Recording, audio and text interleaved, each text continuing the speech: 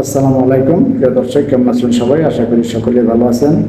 তো প্রিয় দর্শক, আজকে আবার আপনাদের মাঝে হাজির হয়েছি মালয়েশিয়ার কিছু আপডেট নিয়ে।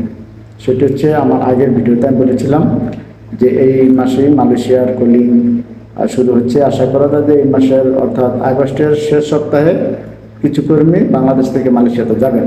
সেই ভিডিওতে আমি বলেছিলাম যে পরবর্তী ভিডিওতে আমি আলাপ করবো যে মালয়েশিয়া যেতে হলে আপনাকে কী কী ডকুমেন্টস লাগবে এবং কী কী ডকুমেন্ট দিয়ে আপনি একটি ফাইল তৈরি করবে।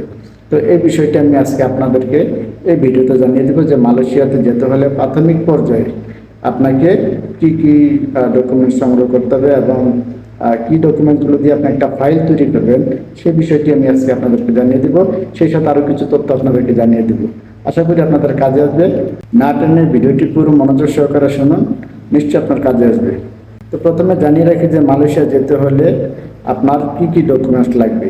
তো যেটি লাগবে সেটি হচ্ছে, সর্বপ্রথম আপনার একটি ভ্যালিড পাসপোর্ট লাগবে, বৈধ একটি পাসপোর্ট, এবং সেই পাসপোর্টের মেয়াদ কমসে কম কমপক্ষে 3 বছর হতে হবে। কেননা আপনি যখন বাংলাদেশ থেকে মালয়েশিয়াতে কোনো কোম্পানিতে চুক্তিতে যাবেন, তখন তাদের সাথে আপনার 3 বছরের একটি চুক্তি থাকবে। তো এই 3 বছর আগে যদি আপনার পাসপোর্টের মেয়াদ শেষ হয়ে যায়, তাহলে সেই কোম্পানির HR ডিপার্টমেন্টের লোকজন যারা থাকে, তারা চায় না যে আপনার এই পাসপোর্ট নিয়ে আবার দৌড়াদৌড়ি করার জন্য বা কোনো রকম ঝামেলা, সেটি তারা চায় না। এই কারণে অনেক সময় কিন্তু দেখা যায় 3 বছর বা 2 বছরের কম বা 3 বছরের কম মেয়াদ থাকলে তারা আপনি যেতে পারবেন, কিন্তু অনেকে নেয় না। তখন তারা আপনার ভিসা দিতে চায় না, তাই আপনার ভিসা তারা ক্যান্সেল করে দেয়।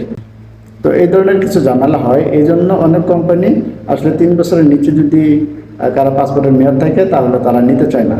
সেই জন্য সবচেয়ে ভালো হয় 3 বছরের উপরে যদি আপনার পাসপোর্টের মেয়াদ থাকে। যদি কারো পাসপোর্টের মেয়াদ 3 বছরের নিচে থাকে, অবশ্যই পাসপোর্টের মেয়াদ বাড়িয়ে 5 বছর, 10 বছর, 7 বছর করে রাখেন। এবং সেই সাথে আরেকটি লাগবে, সেটি হচ্ছে আপনার পাসপোর্টের একটি ফটোকপি। অবশ্যই পাসপোর্টের একটি ফটোকপি সুন্দর করে পাসপোর্টের সাথে রেখে দিবেন, এটি আপনার কাজে আসবে। এরপর আরেকটি যে জিনিস লাগবে সেটি হচ্ছে আপনার পাসপোর্ট সাইজের 12 কপি ছবি। আপনার 12 কপি স্ট্যাম্প সাইজ ছবি লাগবে, এবং সেটি ব্যাকগ্রাউন্ড অবশ্যই সাদা হতে হবে, অর্থাৎ ল্যাব প্রিন্ট হতে হবে। এই 12 কপি ছবি, পাসপোর্ট, ভ্যালিড একটি পাসপোর্ট এবং পাসপোর্টের কপি। এবং আরেকটি বিষয়, এই বিষয়টি আসলে খুবই ইম্পর্ট্যান্ট বর্তমানে। আপনি যদি বাংলাদেশ থেকে মালয়েশিয়াতে চান, তাহলে অবশ্যই বাংলাদেশে সরকারি যে কোনো ব্যাংকে আপনার একটি অ্যাকাউন্ট থাকা লাগবে। সরকারি যে কোনো ব্যাংক হোক, কিন্তু ব্যাংকটি সরকারি হতে হবে। সেই ব্যাংকে আপনার একটি অ্যাকাউন্ট হতে হবে। কারণ আপনি যখন মালয়েশিয়াতে যাবেন, আপনার যখন ম্যান পাওয়ার হবে, তখন কিন্তু আপনার এই ব্যাংকের অ্যাকাউন্টটি প্রয়োজন হবে। ব্যাংকের একটা স্টেটমেন্ট লাগতে পারে, কিংবা ব্যাংক থেকে যে চেক বই আপনাকে দেবে, সেই চেক বইয়ের 2টা পাতা লাগতে পারে। এই কারণে সরকারি যে কোনো একটি ব্যাংকে আপনি একটি অ্যাকাউন্ট ওপেন করে রাখুন এখনই। এটি কিন্তু বাধ্যতামূলক এবং জরুরি। এরপর হচ্ছে, মালয়েশিয়া যেতে হলে বা যে কোনো দেশে যেতে হলে BMBT রেজিস্ট্রেশন করতে হয়। তো সেটি আপনি ইচ্ছা করলে এখনই করে রাখতে পারেন। আপনি আশেপাশে যে কোনো কম্পিউটার দোকানে যেয়ে আপনার নামে একটি BMBT রেজিস্ট্রেশন করে রাখতে পারেন। এরপর আপনার TTC ট্রেনিং আছে, সেটি এখন না, যখন আপনি কোনো এজেন্সিতে আপনার পাসপোর্ট জমা দিবেন, আপনার ভিসা হবে, তখন অটোমেটিকলি সেই ট্রেনিং কাগজ চলে আসবে, আপনি সেটা অটোমেটিক তাড়াতাড়ি বুঝতে পারবেন। তো আপাতত আপনি ইচ্ছে করলে যে কোনো আশেপাশে কম্পিউটার দোকানে যেয়ে BMBTটা রেজিস্ট্রেশন করে রাখতে পারেন। তো এই যে ডকুমেন্টসগুলো আমি বললাম, এই ডকুমেন্টসগুলো প্রাথমিক পর্যায়ে আপনি সংগ্রহ করে একটি ফাইল তৈরি করে রাখতে পারেন। কেননা মালয়েশিয়াতে যখন আপনি বাংলাদেশ থেকে মালয়েশিয়াতে কলিংয়ে যাবেন, তখন যে কোনো এজেন্সিতে আপনি যাবেন, আপনার কাগজপত্র জমা দেবেন, এই ডকুমেন্টসগুলো কিন্তু সবার আগে লাগবে এবং এগুলো বাধ্যতামূলক। এগুলো আপনি যখন দিবেন, তখনই তারা আপনার মেডিকেলের প্রসেসিং করবে। তো মেডিকেলের যে বিষয়টি, সেটি হচ্ছে যে এখনও মেডিকেলের আসলে সেরকমভাবে কোনো আপডেট আসেনি। তবে সংবাদ মাধ্যমে বা বিভিন্ন গণমাধ্যমে বা ঘনিষ্ঠজন আমাদের যারা রয়েছে, তাদের সাথে যোগাযোগ করে আলাপ আলোচনা করে আমাদের বুঝতে পেরেছি যে এই সপ্তাহে হয়তো মেডিকেল শুরু হওয়ার সম্ভাবনা সবচেয়ে বেশি। হয়তো এই সপ্তাহের ভিতরে মেডিকেল শুরু হয়ে যাবে, এবং কোন কোন মেডিকেল সেন্টার থেকে আপনি মেডিকেল করতে পারবেন সেটিরও একটি তালিকা চলে আসবে এই সপ্তাহে, আমরা আশা করি। তো সেই মেডিকেলের তালিকা যদি চলে আসে, সেই তালিকা অনুযায়ী আপনারা ওই মেডিকেল সেন্টারে যে আপনাদের এজেন্সি বলে দিবে, সেখানে যে মেডিকেল করবেন। এবং তালিকা যখন প্রকাশ হবে, তখন ইনশাল্লাহ আমি আবার ভিডিওর মাধ্যমে আপনাদেরকে জানিয়ে দেবো যে কতদিন মেডিকেলের তালিকা আসছে, কোন কোন মেডিকেল সেন্টার কোথায় আছে, বিস্তারিত সব কিছু আপনাদেরকে আমি জানিয়ে দেবো। এবার আরেকটি বিষয় আলাপ করি, সেটি হচ্ছে এই আগস্টে আমরা জানি যে আগস্টের শেষ সপ্তাহে কিছু কর্মী বাংলাদেশ থেকে মালয়েশিয়াতে প্রথম পর্যায়ে যাবে এবং সেটি কিন্তু বহিঃস্থলের মাধ্যমে সরকারিভাবে কিছু কর্মী তারা মালয়েশিয়াতে পাঠাবে বিভিন্ন সেক্টরে।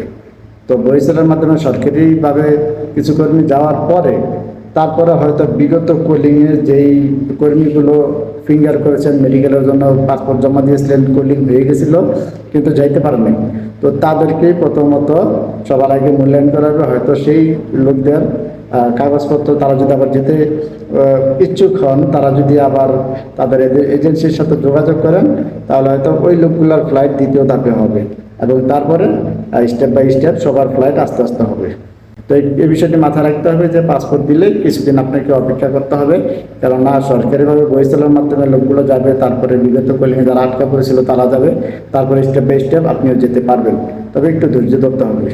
আর মালয়েশিয়ার বেসিক সম্পর্কে তো জানেন যে বর্তমানে মালয়েশিয়ার বেসিক খুবই ভালো, যেই কোনো সেক্টরে আপনি যান, যেই কোনো কাজে যান, মালয়েশিয়ার সরকারি বেসিক হচ্ছে 1700 রিঙ্গিট। তো নির্ভর করে যে আপনি কোন সেক্টরে যাচ্ছেন, কোন কাজে যাচ্ছেন। এখানে কনস্ট্রাকশন আছে, কোম্পানি আছে, প্লাম্বার কাজ আছে, তারপর হচ্ছে আপনার পাম অয়েল বাগান আছে, এরকম আর বিভিন্ন সেক্টর আছে এবং মার্কেট ক্লিনার আছে, এই মেডিকেল আছে, মানে বিভিন্ন সেক্টর আছে আপনারা জানেন। তো এই কাজে গেলে দেখা যায় এক এক সেক্টরে এক এক ওভারটাইম। তো যদি আপনি কোনো কোম্পানিতে আছে ভালো ওভারটাইম বেশি, এটা ওভারটাইমের উপর নির্ভর করে যে আপনি কত বেশি টাকা বেশি উঠাইতে পারেন। দেখা যায় অনেকে 3000 টাকা উঠায়, অনেকে 3000 প্লাস, আবার অনেকে 4000 টাকা উঠাইতে পারে। এটা হচ্ছে কোম্পানির কাজের উপর ভিত্তি করে এবং আপনার দক্ষতার উপর। আর সবচেয়ে ভালো হয় যদি বাংলাদেশ থেকে কোনো কাজ আপনি শিখে যেতে পারেন এবং সেই কাজের অভিজ্ঞতা দিয়ে সেখানে হয়তো আপনি ভালো কোনো পজিশনে চলে যেতে পারবেন এবং তখন আপনার স্যালারিও বাড়বে। এছাড়া যদি আপনার কোনো কাজের অভিজ্ঞতা না থাকে তাও চলবে, কেননা মালয়েশিয়াতে এমন নয় যে আপনাকে ট্রেডে ঢুকতে হবে। মালয়েশিয়াতে যে কোনো শ্রমিক কাজ জানা থাক না জানা থাক সবাই সেখানে কাজ করতে পারে। তবে আমরা জানি যে যদি আপনার কাজ জানা থাকে তাহলে এটা হচ্ছে মালয়েশিয়ার যে কোনো দেশে গেলে আপনি ভালো স্যালারি পাবেন, এটা স্বাভাবিক, এটা যে কোনো জায়গায়। তো মালয়েশিয়াতে যদি আপনার কোনো কাজ জানা থাকে সেটা ভালো, আর যদি না জানা থাকে কোনো সমস্যা নেই, সেখানে যে কাজ শিখে নেবেন, সেখানে যে কাজ করলে অটোমেটিকলি আপনি সে কাজ শিখে যাবেন এবং আশা করা যায় যদি ধৈর্য সহকারে 1 বছর 2 বছর সেখানে কাজ করতে পারেন, সেটা আপনি অটোমেটিকলি কাজের ধারা বুঝে যাবেন, তখন অটোমেটিকলি আপনার দেখবেন স্যালারি বেড়ে গেছে। আর আরেকটি বিষয় হচ্ছে আপনারা জানেন যে মালয়েশিয়াতে বা যে কোনো কোম্পানিতে যান, সেটা বাংলাদেশের সাথে মালয়েশিয়ার কোম্পানির চুক্তি থাকে 3 বছর। তো এই 3 বছরের ভিতরে যদি আপনি কোনো কোম্পানিতে চুক্তি করে কাজ করেন এবং 3 বছর পরে যদি আপনি সেই কোম্পানিতে আবার রিচুক্তি করতে চান, সেই সুযোগ আছে। এবং 3 বছর পরে তারা আপনাকে বাংলাদেশে যাতায়াত করার বিমান খরচ দিয়ে দিবে, টিকিট খরচ দিয়ে দিবে, কোনো কোম্পানি স্যালারিও দিয়ে দেয়, আপনি যে কদিন বাংলাদেশ থাকবেন ওই কদিনের স্যালারিও দিয়ে দেয়। তো এটা হচ্ছে মালয়েশিয়ার কোম্পানিতে থাকার সবচেয়ে বড় সুফল, যে তারা আপনার কন্ট্রাক্ট শেষ হয়ে গেলে আপনি যদি তাদের সাথে আবার কন্ট্রাক্ট করেন, তারপর যদি ছুটিতে আসতে চান তাহলে তারা আপনার ছুটির ব্যবস্থা করে দিবে, আসা যাওয়ার টিকিট সব কিছু তারাই বহন করবে। তো প্রিয় দর্শক, মালয়েশিয়া নিয়ে এই ছিল আমার কাছে এখন পর্যন্ত আপডেট তথ্য। তো যেই ডকুমেন্ট যে কাগজপত্রগুলো বললাম সেগুলো অবশ্যই আপনারা রেডি রাখবেন, অবশ্যই এই কাগজপত্রগুলো আপনার কাজে আসবে। এই কাগজপত্রগুলো অবশ্যই আপনি রেডি রাখবেন এবং এই কাগজপত্রগুলো রেডি করে একটি ফাইল বানিয়ে আপনি রেখে দিবেন। এবং এই যে মেডিকেলের কথা বললাম, মেডিকেল যখন মেডিকেলের তালিকা প্রকাশ হবে তখন আমি আপনাদেরকে জানিয়ে দেবো এবং কবে নাগাদ ফ্লাইট হচ্ছে, কবে নাগাদ মেডিকেল হচ্ছে, বিস্তারিত সব কিছু আপনি পেয়ে যাবেন। আমার চ্যানেলে ফলো দিয়ে রাখুন এবং আমার চ্যানেলের পিছনের ভিডিওগুলো আপনি চেক করতে পারেন, সেখানে মালয়েশিয়ার কাজ সম্পর্কে অনেক ভিডিও দেওয়া আছে, সেগুলো দেখে নেবেন, হয়তো আপনার কোনো কাজে আসতে পারে। বিগত কলিংয়ে এই ভিডিওগুলো আমি করেছিলাম, তো এই ভিডিওগুলো দেখে নেবেন, অবশ্যই আপনার কাজে আসবে। নতুন কোনো আপডেট যখন আসবে তখন সাথে সাথে আমার চ্যানেল আপনারা পেয়ে যাবেন। আজকের মতো বিদায় নিচ্ছি। আল্লাহ আপনাদের ভালো রাখুন, সুস্থ রাখুন। আসসালামু আলাইকুম রহমতুল্লাহি ওয়া বারাকাতুহু।